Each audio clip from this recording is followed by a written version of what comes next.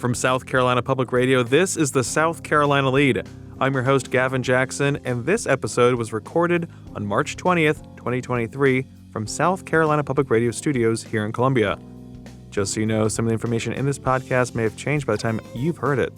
This episode features comments from Senator Lindsey Graham and Republican presidential candidate Vivek Ramaswamy on former President Donald Trump's pending indictment. We visit Myrtle Beach with former governor turned Republican presidential candidate Nikki Haley. And the Russ McKinney drills down on the embattled Comptroller General Richard Eckstrom's $4 billion double counting problem. We also have some hefty business news with new inflation data, comments from Treasury Secretary Janet Yellen, and Tom Barkin, President and CEO of the Federal Reserve Bank of Richmond. This ahead of the Federal Open Market Committee's meeting this week on rates. And join me, along with some other of our favorite friends of the pod, at Kite Hill Brewing for our first live taping of 2023. That's right, Kite Hill Brewing in Clemson, April 13th at 6 p.m. That's a Thursday. We would love to see you guys. We're going to have a big old live taping, talking about the legislature, talking about 2024, maybe even talking to y'all, bring some questions, whatever. It's live taping. It's going to be wild, folks. It's going to be so fun. It's our first live taping, like I said, in 2023. We can't wait to see you guys out there at Kite Hill Brewing in Clemson, April 13th at 6 p.m. You can RSVP on southcarolinapublicradio.org. It's free. We're going to have swag, but let us know that you're coming on southcarolinapublicradio.org. Hit that RSVP button. And if you can't make it to Kite Hill, give us a call and tell us why you can't come and see us in person. 803-563-7169. That's the Lede's voice mailbox hotline. We need to hear from you why you can't come. Tell us why your doctor's saying you can't come, or give us suggestions on where we should go for our next live taping across the state. We need to know where the people want to see us. Give us a shout, 803-563-7169. 7169.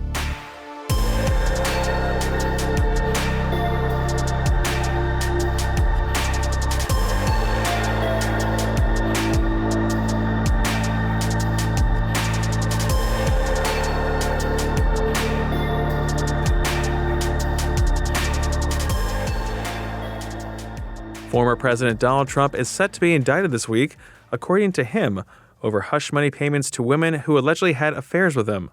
A Manhattan grand jury is looking into the matter and whether Trump committed any crimes in the payment of those funds from his Trump organization that were billed as legal expenses. Over the weekend, Senator Lindsey Graham spoke at the Vision 24 Conservative Forum in North Charleston with other politicians and Republican presidential candidates, Nikki Haley and Vivek Ramaswamy. We'll have a dedicated 2024 Trailbait podcast on all of that this week, but I want to focus on what Graham had to say about the possible indictment, which he called politically motivated.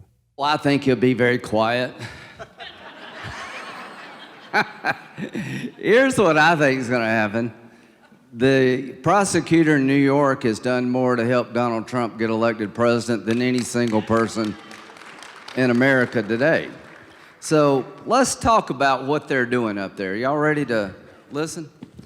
This thing was looked at by the previous prosecutor. Guy had been around for a while. I think his name was Cyrus Vance. And the federal government looked at it and they said, no, thank you.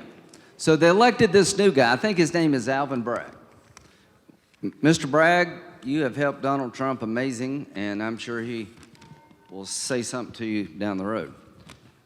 Here's what the New York Times said about this.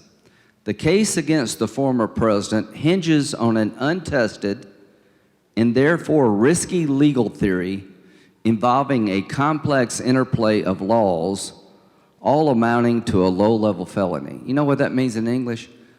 They're making stuff up that they've never used against anybody because they hate Trump. That's what this is. They're brewing a legal cocktail, Tony, to try to come up with some bizarre theory of the law never used by anybody in New York just because they hate Trump. You know why they're doing this? Because they're afraid of Trump. That's why they're doing it. Other speakers, including Haley and potential presidential candidates Senator Tim Scott, former Arkansas Governor Asa Hutchinson, and former Hawaii Congresswoman Tulsi Gabbard, among others, didn't weigh in on Trump. But Ramaswamy, a businessman, did lead off his remarks by tackling it. So I just wanted to kick off today by addressing what I think is or should be an elephant in the room, which is that I want to be crystal clear that we should not want to live in a country where the party in power is able to use police force to arrest its political opposition. And I do not want to see that day come to pass in this country. It is not the subject of my speech here today, but it's too important of a topic not to mention. I'll be outside this room talking to anybody afterwards who wants to be talking about it, because I think we need more people in our movement to actually step up with courage in a moment of need. We'll be watching to see if Trump becomes the first former president to be indicted this week. Sticking with 2024, like I said, lead campaign trail bites are back now that we have folks coming through the state, and we'll bring you more in-depth sound bites from that forum this week. That being said, though, I had a whole piece written up for Saturday's pod on former Governor Nikki Haley's first event in the state in Myrtle Beach earlier last week, but I had to cut it and other items for time. But now we have time. This is our time. That's right, the former governor made her first appearance in Myrtle Beach last Monday, that was March 12th, so let me transport you to the Grand Strand. That's right, America's playground, home to the incomparable Myrtle Beach. Among the bustling residential and economic boom of one of our fastest-growing counties, Horry, is a development that truly encompasses it all, Market Commons. Now, I thought I had been there before, but apparently I had only seen part of Market Commons because this place is sprawling. Homes and townhouses everywhere, neatly organized and laid out around acres and acres of green space, with sports fields and ponds and well-appointed strip malls filled with all the conveniences of modern America. This utopia is close to Myrtle Beach International Airport and less than 2 miles from the Myrtle Beach State Park Campground, just so you guys know what we're talking about here. I'm painting this picture for you because Horry Georgetown Technical College also has its Grand Strand campus in the thick of all of this, which is where former governor turned Republican presidential candidate Nikki Haley held her first rally in the state since formally launching her campaign a month before in downtown Charleston.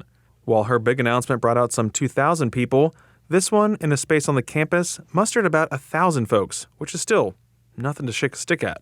Now, Haley in South Carolina is different than Haley at town halls in Iowa, New Hampshire, or on some stage somewhere like CPAC.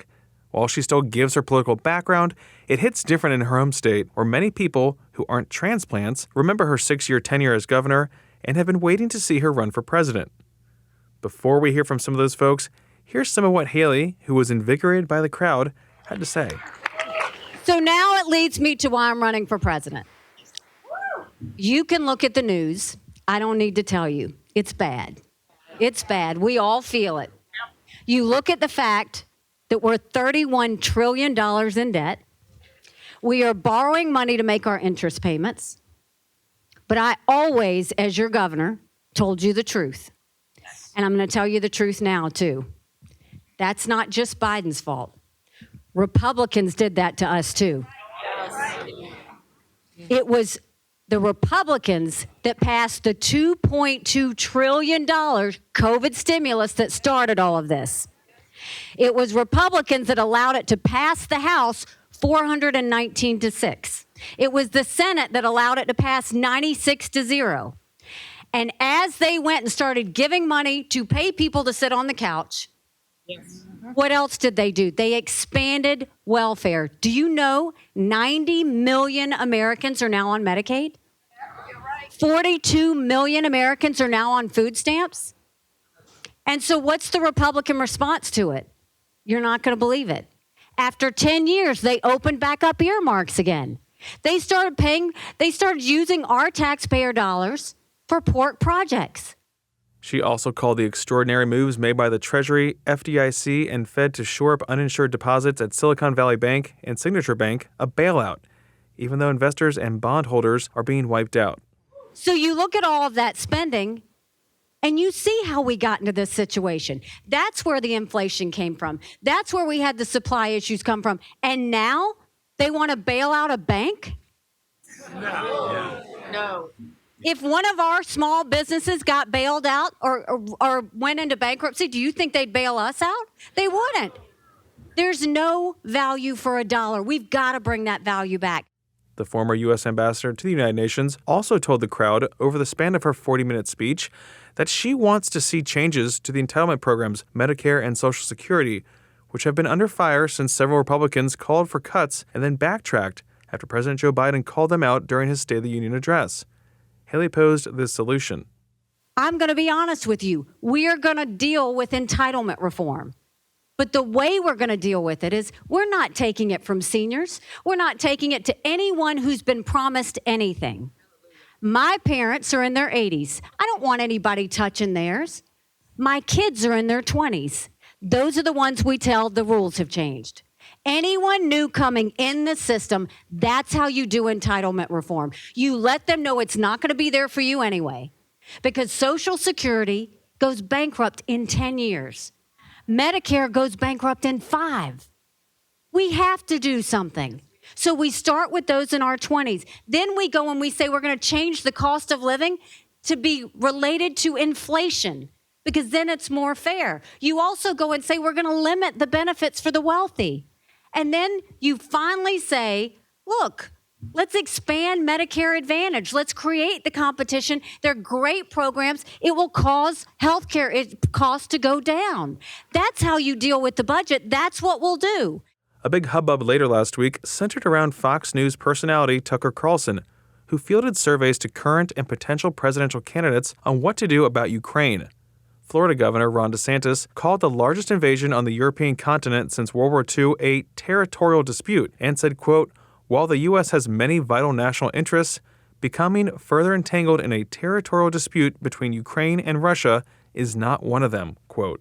This aligns with former President Donald Trump's stance on whether U.S. backing for Ukraine was vital for Washington, and Trump said, quote, no, it is for Europe, but not for the United States, quote. Haley didn't respond to questions from Carlson, but she has previously spoken on the need for the U.S. and its allies to support Ukraine or risk a domino effect, with China being emboldened more so to invade Taiwan. Now, she doesn't endorse sending blank checks or American troops into the conflict, and in Myrtle Beach, she did not mention Ukraine, but hit back on sending foreign aid to bad actors on the world stage. Do you know last year we gave $46 billion in foreign aid? Do you want to know who we gave it to? We're giving it to Pakistan again. We're giving money to Iraq that's holding hands with Iran that says death to America. We're giving money to Belarus that's holding hands with Russia. We're giving money to communist Cuba, which we said was a state sponsor of terrorism, yet we think we should give them money. And yes, we are giving money to China. No. There is no amount of money that you can use to buy friends. You can't pay off enemies. We have got to be smart in America. There is no more time that we need to be sending money to any enemies. It's weakness. It shows the United States to be oblivious, and we've got to make sure that we take care of the backs of our allies, but we never give money to enemies. So we've got to put an end to that. While holding her swings through early voting states like Iowa and New Hampshire, Haley opted for smaller town hall settings with crowds of about 250 to 300 folks. Thanks to her engaging speaking and ability to work the crowd of 1,000, it still felt small and intimate like those town halls that we saw in Iowa and New Hampshire.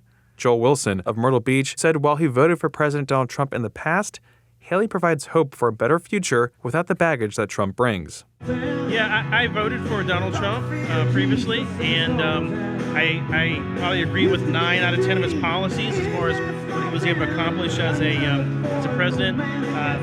I unfortunately felt like I was kind of holding my nose in the process, and that's not a personal attack on him or anything, but they're just things that I wasn't comfortable with. Nonetheless, the alternative, I could vote the alternative. So, but as far as the policies are concerned, I was happy with. I think Nikki Haley brings both experience and a decorum that can really get us back on track. And again, we'll hear more from Haley and others that participated in the Palmetto Family Council's Vision 24 Conservative Forum in North Charleston later this week. But if it doesn't make dollars, then it don't make sense, right, folks? Well, South Carolina is facing a bit of a situation when it comes to one constitutional officer that oversees balancing the state's books, among other things. The Russ McKinney has this story about the controversy around Comptroller General Richard Eckstrom and his $4 billion double-counting boondoggle. We've talked about this before on this podcast, and there has been a lot of attention on this problem and Eckstrom's future in Columbia as a result. So, without further ado, let's get this report from Russ. In an unprecedented move Wednesday, a special committee of the state Senate recommended that the General Assembly remove from office Comptroller General Richard Eckstrom for willful neglect of duty. Eckstrom, a Republican, was recently elected to his 7th 4-year term in office. As Comptroller General, he is the state's top accountant and financial watchdog. In November, he notified officials that over a 10-year period, he certified the state's financial books, even though they contained a $4 billion error in state government's cash balances. No money was missing or stolen, just a huge accounting error. Berkeley Senator Larry Grooms chaired the Senate panel that recommended Eckstrom's removal. For years, the Comptroller knew that there was a cash problem. He knew that something was wrong. In testimony before the subcommittee, he called this the long-standing riddle. He double-counted money. Monies came in and was never accounted for when it went back out, which overstated our state's cash position by over $4 billion. In the history of accounting errors, this is probably one of the largest, if not the largest, accounting error. A lot of people depend on the accuracy of this report. Grooms reported to the full Senate Wednesday that the special subcommittee unanimously believed Eckstrom had demonstrated his inability to perform his duties in office, and that the General Assembly should begin proceedings to remove him, transfer his responsibilities to another state office, and begin the process of removing the Comptroller as an elected official. The problem apparently began back in 2014 when state government began switching to a new accounting system. State Auditor George Kennedy testified before the committee that in 2017, Eckstrom's office was advised that it should perform tighter reconciliations of cash accounts for the state's annual financial report. Eckstrom testified that a lack of qualified government accountants prevented his office from discovering the exact source of the error. When his office was able to do a proper reconciliation in 2022, the error was discovered. Here was some of Eckstrom's explanation when pressed by Senator Grooms in a hearing earlier this month. Why did you sign off on the report? Because no one believed it was a material issue. Everyone believed that the numbers didn't tie exactly. No one believed that there was a material difference between what we did and what was showing, what we did with the reconciliation internally and what was showing on the financial statements. During two appearances before the committee, Eckstrom at times seemed to struggle in explaining the complexities of the accounting error. Chairman Grooms said members found Eckstrom, quote, nonchalant, incoherent, and incapable of answering questions. Grooms also suggested Eckstrom resign from office. In a statement, Eckstrom said he disagreed with the senator's findings. The Senate panel recommended a removal process that is provided for in the state constitution. A resolution is pending in the House calling for Eckstrom to be impeached. Governor Henry McMaster told reporters last week he thinks it should be up to voters to decide if someone is fit for office. Mr. Eckstrom has been elected and reelected. I don't think we want to become Washington and do impeachments like they do there for purely political reasons, in my opinion. We don't want to weaponize impeachment, which is allowed by our law. But I think the best answer for all those questions are elections. Members of the House of Representatives this week also reduced the Comptroller's salary to just $1 in next year's state budget as a message of their unhappiness. Thanks to Russ for that report, which you can find on southcarolinapublicradio.org, and you can also RSVP for the Lede's live taping on April 13th. Kite Hill Brewing.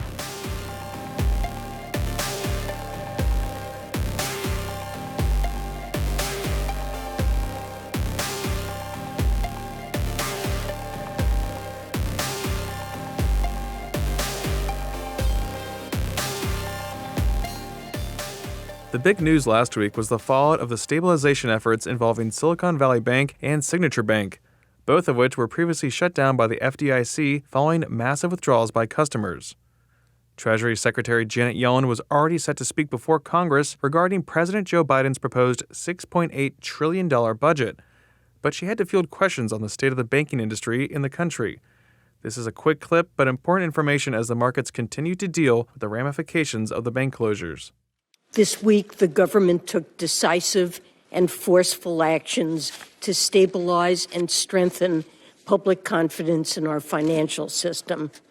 First, we worked with the Federal Reserve and FDIC to protect all depositors of the two failed banks. On Monday morning, customers were able to access all of the money in their deposit accounts so they could make payroll and pay the bills. Shareholders and debt holders are not being protected by the government. Importantly, no taxpayer money is being used or put at risk with this action. Deposit protection is provided by the Deposit Insurance Fund, which is funded by fees on banks. Second, the Federal Reserve is providing additional support to the banking system with a new lending facility. This will help financial institutions meet the needs of all of their depositors. I can reassure the members of the committee that our banking system is sound and that Americans can feel confident that their deposits will be there when they need them. This week's actions demonstrate our resolute commitment to ensure that our financial system remains strong and that depositors' savings remain safe. The other big news was inflation data for February. That's right, folks. The Labor Department announced that inflation was running at 6% for the year in February. Now, this is lower than the 7.9% it was for the year in February 2022, as inflation was running up to its peak in June. So the Consumer Price Index for all items was up 0.4% for the month to 6%, like we said, and core CPI, which excludes volatile food and energy prices, rose 0.5% to 5.5% on a 12-month basis. All of these were in line with Wall Street's expectations and has folks forecasting a 0.25% rate hike from the Fed this week. Now, earlier in the month, before the banking industry turmoil, we heard from Federal Reserve Chairman Jerome Powell about raising rates higher if inflation wasn't budging. I spoke with Tom Barkin, President and CEO of the Federal Reserve Bank of Richmond, on March 8th about inflation, recession worries, and more. Of course, our conversation took place before we got new unemployment and inflation data, as well as that entire banking situation that's currently playing out. It also took place outside the Fed's media blackout dates. But here's how Barkin sees the economy right now, and we talk about inflation and a potential recession as well. It's a pretty interesting and complicated time. I'd say a month ago, it was very clear what was happening in the economy, which was that monetary policy was having an effect. Demand was cooling, the labor market was softening, inflation was coming down. The data we've gotten over the last 3 weeks, though, suggests a very opposite point of view. The January numbers for consumer spending were quite strong. The January jobs number was incredibly high, and January inflation seemed to come back. And so we're in one of these points in the economy where being on the ground really helps, because the data used to say X, and now the data is starting to say Y, and we're trying to figure out what's going on. And we can talk more about that too, and I want to ask you about this Wall Street Journal article that I read the other day, where the lead was the next economic downturn has become the most anticipated recession in U.S. history. It keeps getting postponed. What do you make of that? What do you see when we talk about the potential for a recession this year? It's something that a lot of folks were calling for last year, but then we see this economic data coming out in January, like you were saying. How does this all mesh together? Well, when inflation goes up, the Federal Reserve needs to do what Congress asked us to do, which is to raise rates to do something about inflation. And historically, when you raise rates, that often slows the economy and can lead to a recession. And so when people start predicting a recession, it's based on, I'll call it, that kind of history. Though reflecting where we are, though, we're in a very unique time. And that's because of the aftermath of this pandemic. I often say the pandemic is still with us, not luckily from a health standpoint, but from an economy standpoint. And so there was a lot of fiscal stimulus put into the economy. Workers still have more than $1 trillion of excess savings that they didn't have before the pandemic. That's still being spent. The scars of having had to struggle to hire workers are still with firms. And so even if their demand softens a bit, they're not that quick to lay people off because they don't know for sure that they'll be able to rehire them. Supply chains have gotten a lot better, but there's still challenges of getting chips into cars.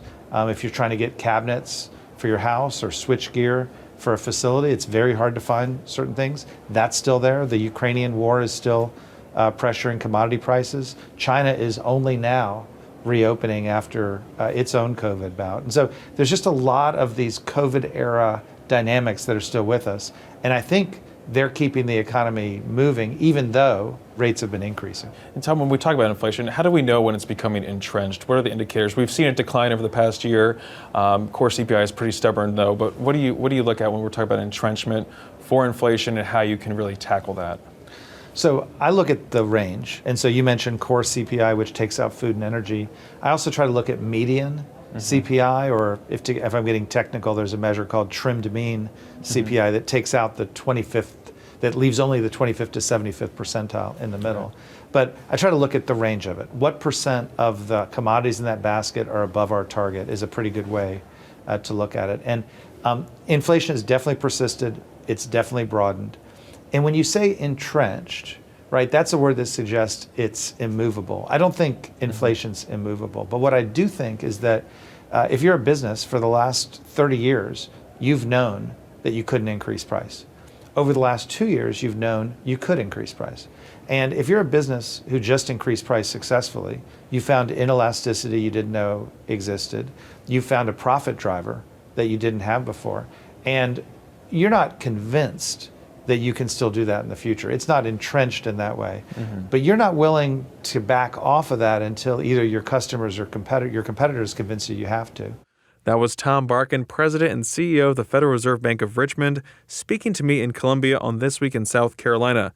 You can find that entire interview on youtube.com/South Carolina ETV. And Barkin is one of several members who sits on the Federal Open Market Committee, which is meeting this week to discuss interest rates. We'll have comments from Fed Chair Jerome Powell on Saturday's podcast. And on the way out, I hope y'all are subscribed to Indebted. That's the podcast by South Carolina Public Radio's Scott Morgan, which looks at the debt ecosystem in our state. The limited-run 8-episode series drops on Wednesdays and is available on southcarolinapublicradio.org or wherever you find podcasts, like the South Carolina Lede. Cross-promotion.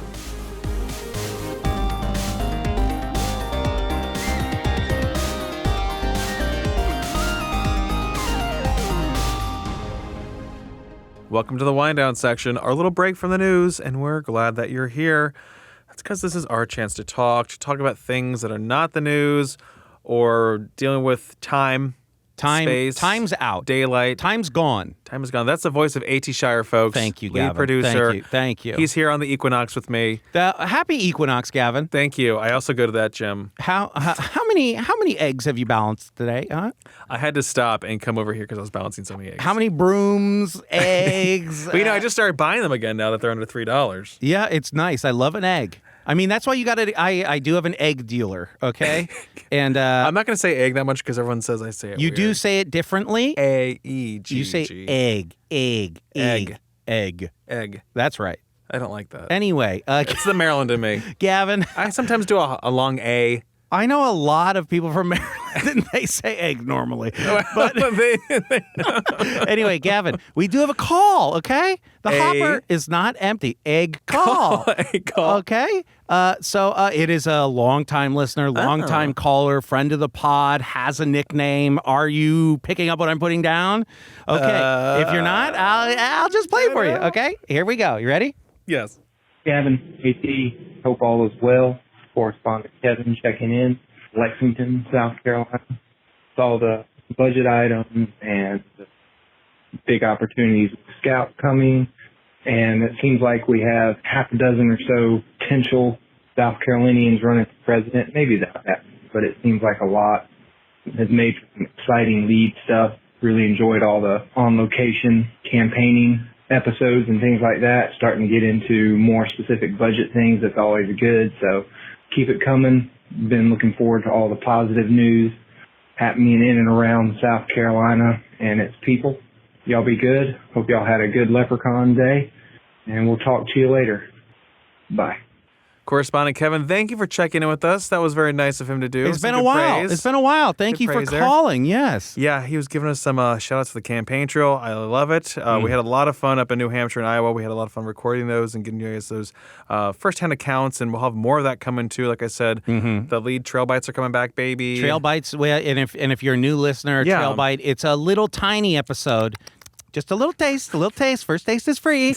And you get a little episode just because if Gavin really reported on every single one of these events in an episode, that's all these episodes would be. Yeah. So we break them out. They're little, quick, little digestible 10-minute long things. Yeah. It's fun. And I want to give you that because it breaks up, obviously, this podcast. It breaks it out to that one. So if you don't want to listen to certain candidate who's in town, you don't have to worry about that podcast. Exactly. So, but it's our way of also just giving you as much information as possible as we are leading up to obviously the primary next year, then of course the election itself in 2024. It's gonna be nuts. First in the South, baby, we play a big role. You got to be educated. I talked to those Iowa, New Hampshire voters. Those people, they know their things. They're and I on want it. our people to know their things too. They say the lead told me this. They're talking about the lead all over the country. Guarantee it. And you're right. We do have a lot of South Carolina action in all this stuff. And I think sometimes I think maybe we're in the Truman Show. And I know that I know that all these people are listeners and they just want to give us content. It's probably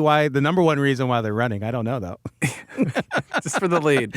Yeah, and all the other networks and newspapers out there. Everything, they're doing it for us. Thank you so much. Yes. Anyway, Gavin. Every time you'll hear us thanking them. What I wanted to get to here was beyond the equinox, okay? I had a rare occurrence happen. I had a culinary emergency that only you could have saved me from. Oh, that's incredibly rare. But you weren't in town. No. So nor. So I wasn't. was stuck. I was screwed and I was like, "Why isn't Gavin here?" He's supposed to be here all the time. So I was cooking a classic puttanesca sauce. Okay? And I was neck deep into cooking this sauce and I thought I had everything. And I look, I have no capers. I have no capers. And Caitlin's like, "Do you want me to run out and get it?" I was like, "No, don't do that." And I was like, I wish Gavin was home. I know he has capers. And he's just somewhere else just eating them by the spoonful. And he was probably throwing some out just to mock me. Yeah, just like, I don't need there's too many now. It drove me crazy. Well, you wouldn't be in that position if you would go to Costco and get the big old jar of them for the same price as a teeny tiny jar of them. Caitlin, just that amount of capers, she's like uncomfortable with it, okay? Oh. I mean, if you had the jar, you would find all the world is your oyster at that point because you put a little caper here on your eggs. No, wrong. You put some on your chili. No. You put some in your salad. I don't understand. This is the conversation that I did really, truly want to get into. It's because today. no one is doing that because they're too tight with their capers because they're only this much. You get like 1 ounce of caper, so you get 6. Let's just say what you get. You get 6 capers in one jar for $4 versus the 32-ounce jar for $8, $10, whatever it is. Go off, King. Go off, King. And you can just say, let's try it here. Let's do it here. Let me see if it's good with my steel-cut oatmeal. Would not advise. I want to rank. I do love that you discovered salt via capers. Well, the reason that works so well, especially when I'm talking about chili, for example, is because it maintains its pop of salt. It's right? so strange. Versus if you put salt in your chili and then you let it sit over the course of the day, and then it's time for lunch at noon. All that salt's been absorbed. It's settled but to the bottom. No, it gets absorbed into the sauce. That's the point, yeah. Sure, but I want that pop of salt. And that's where the caper works its magic. I'm gonna introduce you to finishing salt. That's gonna change your life. Oh, well, that sounds more expensive than the capers. Can we get a top 5 caper usage from you? Honestly, I haven't been using them that often. I don't even have any in my house right now, so I don't like no use to you. I don't want to hear that. That's disgusting to me. The chili, obviously. Any sort of tinned fish accoutrement. That's fine. That's fine. That's I like it in a salad. I like it with a pasta. If I'm doing a salad. Not this pasta salad, but a pasta salad would be good too. You're learning things as it's coming out of your mouth. So yeah, that's all good. 4 things right there. Egg. And then You said egg. That's disgusting to me. You could do a little deviled egg. Deviled egg is different. You got me turned on to capers right now. And of course your chicken dish. What's the one that is known for the capers? The chicken piccata. Chicken piccata. Chicken piccata. Chicken piccata. Yes. Yeah, it's chicken piccata is great. I love piccata. But puttanesca too. Don't sleep on the puttanesca. Nothing with Putin in it, thanks. It's not that kind of. Thank you, but no. I wish I could say what it means. You should Google what puttanesca means. It's fun. It's a fun sauce. If you like olives, if you like stanky stuff, it's a very stanky sauce. You got a lot of garlic. You started with anchovies. You put capers in there. It's very, very good. A little parsley at the end. I would have liked to have come over just to have that. I have leftovers if you want. And I made my own little meatballs. Yeah, tiny little meatballs that I did great. Anyway, Gavin, I think we've hit our cap. We've had too many caper cap. Caper cap. So, I mean, have a good week, okay? Have a good week, everybody. Yeah, give us a shout. Tell us about capers. Tell us about how you say eggs. Where you Easter got your eggs. Puttanesca recipe. Yes. I mean, I'm capers. I'm trying to proselytize for Italian cooking here, okay? Everyone can do it. It's very Especially in the simple. agenda, it's very simple. It's the Italian agenda, okay? Simple. I'm trying to sneak it in here. Anyway, Gavin, have a good week and say goodbye to everybody. Thanks, folks, and thank you, Correspondent Kevin, for giving us a check-in, giving us a shout, and keeping the hopper going at 803-563-7169. Be like Correspondent Kevin and give us a shout. We love that. You can also give us a review on Apple Podcast. And stay up to date with the latest news on scetv.org and southcarolinapublicradio.org. And don't forget to support your local newspapers. For the South Carolina Lede, I'm Gavin Jackson. Be well, South Carolina. It's got him! Hit the button! Sean! Don't open that door!